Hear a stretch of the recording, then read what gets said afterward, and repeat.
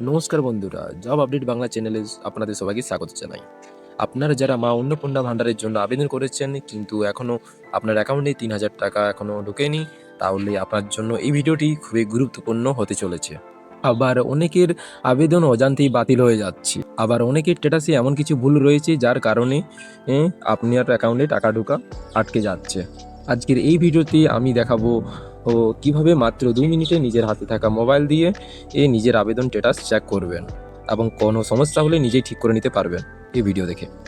এখন আপনার মোবাইলের স্ক্রিনে যান, আমি যে সাইটটা সার্চ করছি ওই সাইটটা আপনি সার্চ করুন বা আমি ভিডিও শেষে আমি ডিসক্রিপশনে দিয়ে দেবো।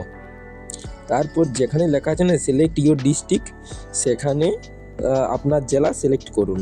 বর্তমানে আমার জেলা হলো বাঁকুড়া, আমি সিলেক্ট করলাম।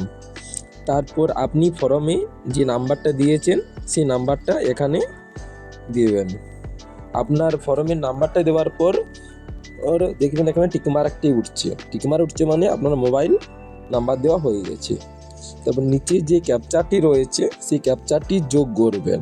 29 + 1 = 30। আপনি 30 এখানে লিখে দিলেন। তারপর ওটিপিতে ক্লিক করলেন। ওটিপিতে ক্লিক করার পর আপনার 6 অঙ্কের একটি ওটিপি আসবে। 6 অঙ্কের ওটিপিটা এখানে ফিল করে দেবেন। ফিল করবে ভেরিফাই অ্যান্ড কন্টিনিউ ট্যাপ করার পরে এই জায়গাটাতে আপনার সাবমিট বলে লেখাটা আসবে এবং আপনার মোবাইল নাম্বারে কোনো যদি ভুল থেকে থাকে তাহলে চেঞ্জ মোবাইল নাম্বার যেটা রয়েছে সেখানে ক্লিক করবেন আর মোবাইল নাম্বার আপনি চেঞ্জ করে আবার ট্রাই করতে পারেন। এখনও পর্যন্ত অন্নপূর্ণা ভান্ডারের টাকা আপনার অ্যাকাউন্টে যদি ঢুকে থাকে বা আপনার ফর্মটি এখনও পর্যন্ত সাবমিট যদি না হয়ে থাকে, তাহলে আপনি আমাকে কমেন্ট করতে পারেন। আমি পরবর্তী ভিডিওতে সে নিয়ে আলোচনা করব। আর আপনার কোনো প্রশ্ন থাকলে আপনি কমেন্ট করতে পারেন।